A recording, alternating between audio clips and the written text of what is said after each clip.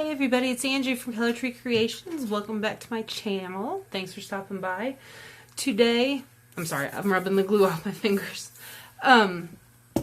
We are going to make, or I'm going to make and you're going to watch, and maybe if you want to, you can do it too. I'm going to make some of these rolled fabric roses. This one here is a little wet, and I'm at the end of my bottle of Fabrifix, so it's kind of doing some blurping up.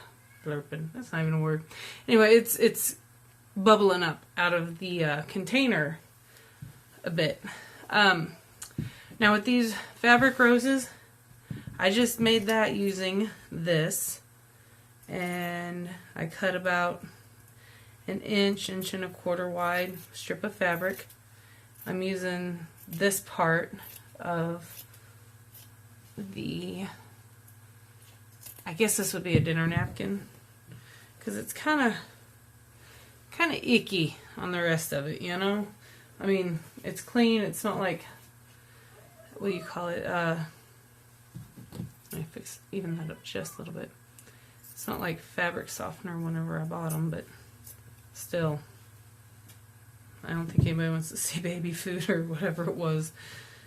Yes, I know it's not even. I can't cut it even to save my life. Anyway, I'm going to show you how I do these real quick. They are super duper simple.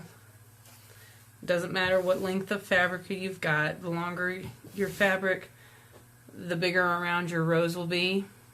You do want it long enough to have a few rounds, of course. You can make it with just about any kind of fabric. You can even do it with paper. You can do it with ribbons. When I was a kid, one of my aunts used to make ribbon roses all the time. So, I'm better at just showing it. I've got tea stain. I'm working on a new journal, and had to tea stain my papers today. Anyway, I folded it like I guess that would be a 45-degree angle, and then I fold it over one more time. This is not, you know, how you have to do it there. That's better. And then I just fold it back, and then roll it. And then fold it back, and then roll it. And see, you get those little folds there. Fold it back and roll it. Of course, the different thicknesses of your fabrics will also determine a lot of how the rose looks, and if you get the extra creases out and whatnot. As you can see down here on the side, I hold it up there at the top, and then I don't continue to hold it like that, because if I do, I pull the center. So I hold it with my ring and my middle finger and push up, and then continue folding and rolling and turning, because if not, then I pull the center down and then it just doesn't work.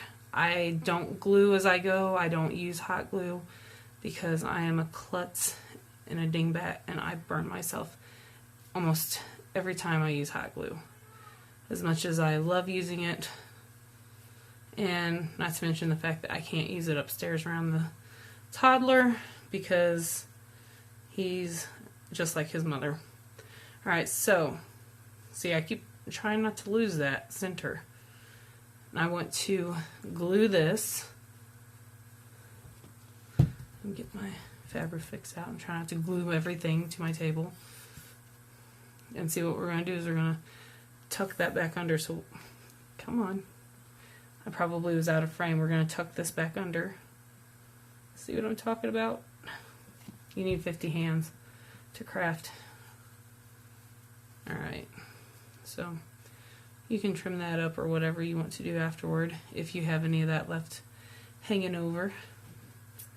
I'm going to trim that bit, and then I'm going to glue this bit so that it will hold the center.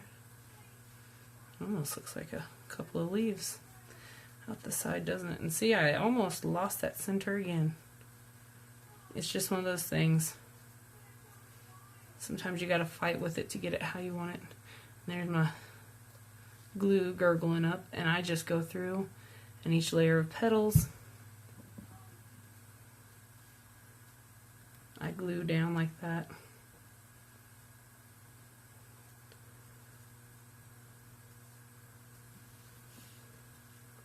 Here, I got some glue bubbling out. Let's do that there. And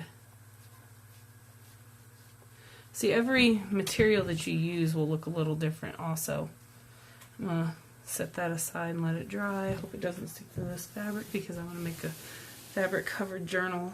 I think I want to make a Booksmith tome using this fabric. It's not real thick, but it's beautiful, and yeah. So here I have some loose weave cotton fabric, like a bartender's towel or whatever. And I'm going to do the same thing with this one. Roll, turn it, fold it, flip it backwards,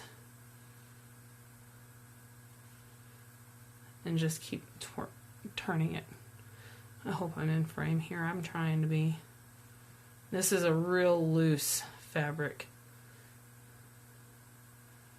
I might have to make this a bit thinner.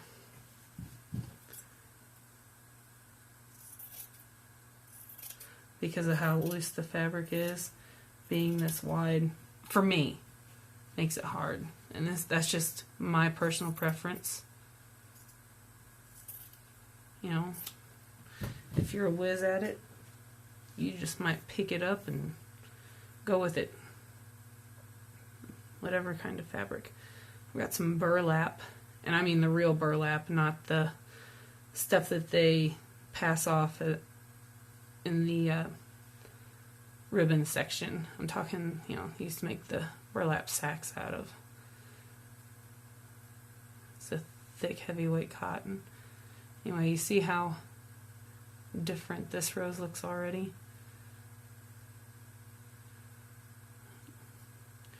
And I've just about lost that center. So here I go, rolling and turning.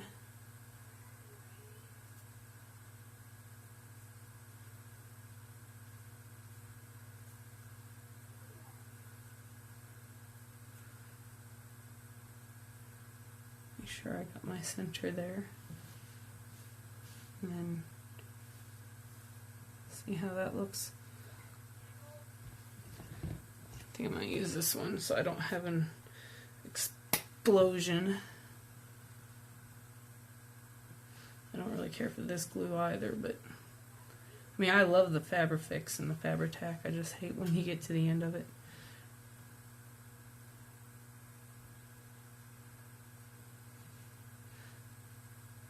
I'm trying not to pull the center out.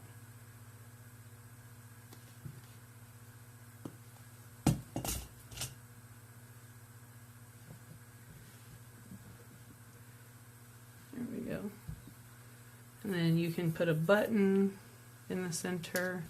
Let's see what I've got here. I've got a pretty pink one. These were gifted to me. So you could glue you a button down in there, or you could even sew that one because it's a shank button. Or you could sew any of them, actually. That'd be a bit gaudy. I do kind of like the shiny pearlescent effect. See? You can go a little less, a little more shabby chic, less vintage, like Victorian lace and all that stuff. Add a wood button. There's a pearl-esque button, a small one. It's cream colored. Let's see what else we can.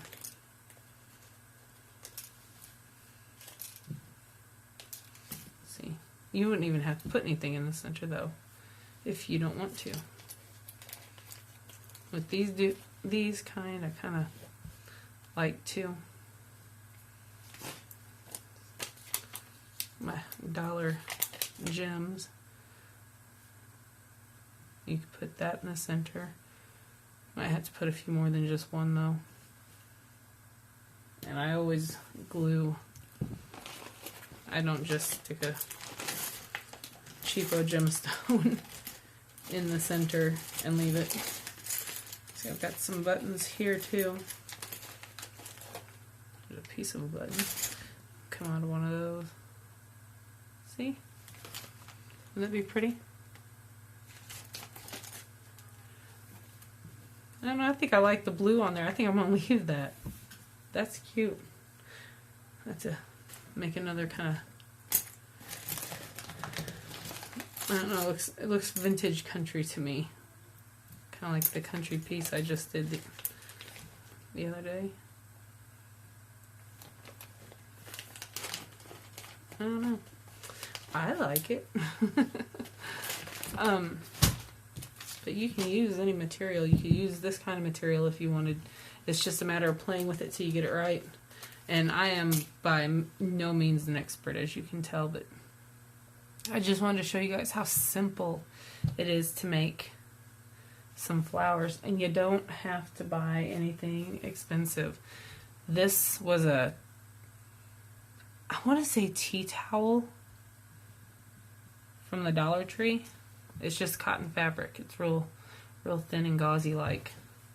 I've made them out of cheesecloth. You just have to keep your cheesecloth layered, you know, a few layers.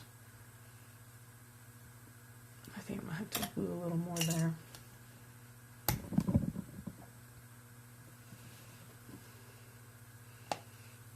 Now with this type of glue, with the Aleene's, it doesn't dry as fast or tack up as fast, so you kind of have to hold it. But I really like how the blue center looks in that. Isn't that cute? Anyway, like I said, cheap, fun, inexpensive. That's how I roll. I guess that's it, everybody. Thanks for stopping by, and I appreciate you visiting my channel. And to all my new subscribers, thank you very much. I appreciate you taking the time out to hit the little button. And if you want to be notified whenever I make a new video, just click the bell next to the subscribe button, and you will get a notification via your email that you signed up for with YouTube, or if you have, you know, if you use Google like I do. Sometimes I have a Gmail address. I'll get a notification through my Google email account. So, and it dings my phone. Dings. Anyway, yes, I'm weird. Have a good night, guys, and I'll talk to you later. Bye.